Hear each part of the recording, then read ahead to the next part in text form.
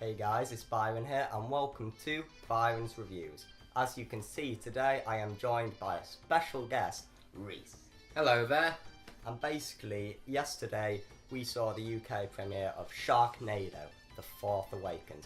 And we're going to talk a bit about our first impressions of the film. What did we like about it?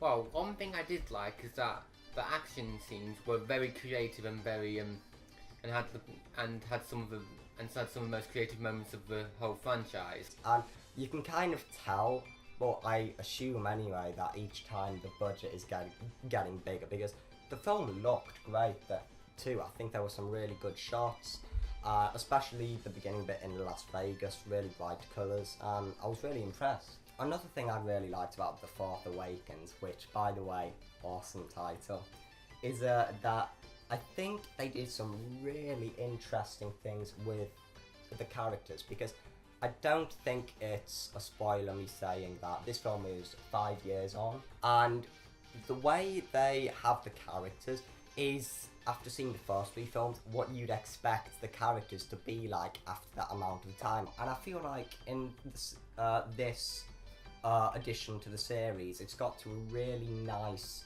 place where they have all these characters and it really creates a nice big world and story, and I think that's very well done. Yeah, like you were saying about the characters, like some of the characters really do have like some really good one-liners as well.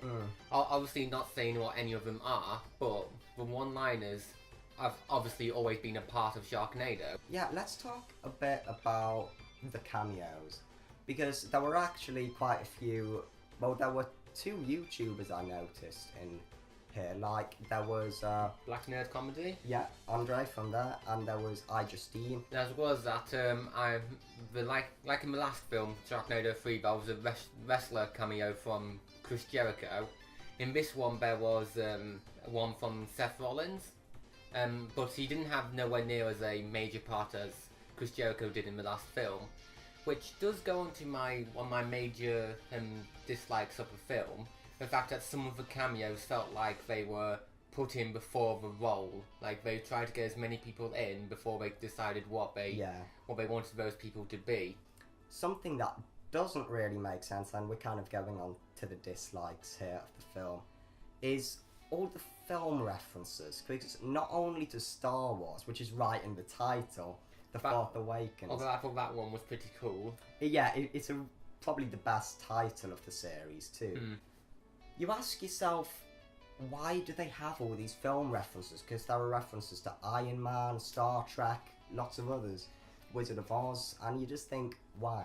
They could have done a lot more with them and made a genuinely good satire of the things they're trying to make, but they didn't.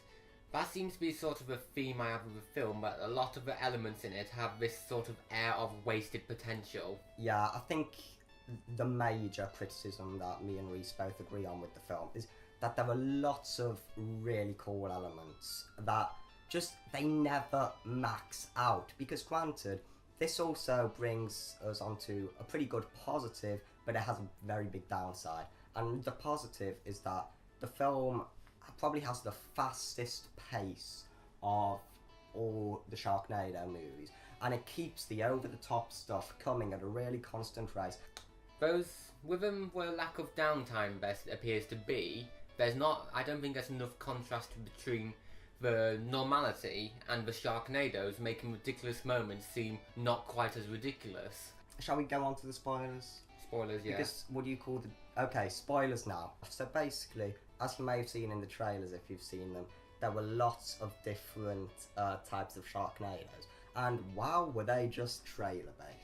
The Mystery Nado was the Nuke Nado, which, I don't know, all these different kinds of tornadoes, don't get me wrong, they're pretty awesome. But at the same time, they basically say, okay, here it is, sounds cool, doesn't it? Let's move on. And they never really max it out. Like, they talk about lava nados and hail nados quite a bit, but they barely even show them. And it's just a bit annoying, because it really shows that maybe this is as a result of the fast pace. They have so many different ideas and elements that they really don't bring to their highest potential. And I would also call the boss from Astro X like that, as well as the mayor of Chicago, who was completely pointless.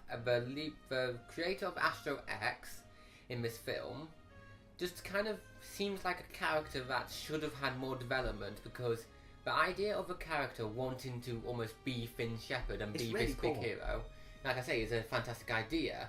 Yeah, we could have seen more of it. I mean, in this film, you know, at the end of the film, it was ambiguous whether April survived or not. In this film, in Sharknado 4, she's brought back as a cyborg sort of thing. April's dad did have quite a bit of a plot, and it did create some emotional moments between, you know, hiding April away and also, you know, them trying to find April, and that did create surprisingly good and dramatic moments. So yeah, the thing with April, it was alright. It was alright. Maybe it wasn't the big payoff that the end of Sharknado 3 made it out to be, because they pretty much said she was going to live in the trailers. But now, let's talk about the ending of the film, the climax, because I think my biggest worry about Sharknado 4 going into it, and one of your worries, was that the end of Sharknado 3 was insane. Like, it got so over the top. It was absolutely hilarious. It was, which is awesome, but you just think, how are they gonna top this in the next one? But then the end bit, I'm still not sure if it was more over the top or not. But let's just say what it was first. The shark inside of a shark inside of a shark inside of a shark inside of a humpback whale, was it? And then obviously you have to talk about the bit right at the end, where the fact that Nova was not in this film at all, but then right at the end, it is alluded that she's in Paris. The Eiffel Tower is flung into Niagara Falls with Nova on it, which sort of leaves the film open for a sequel, implying that there's Sharknadoes happening worldwide. I'm so glad, hopefully Nova's coming back, because Nova's one of my favourite characters. I think she's awesome. But this whole thing about Sharknadoes going worldwide kind of leads us on to what we think is for the future of the series. With the amount they're trying to throw in, the new elements, the new characters, the new NADOs, and the new situations, it makes me think that the people who are making Sharknado are starting to run out of ideas.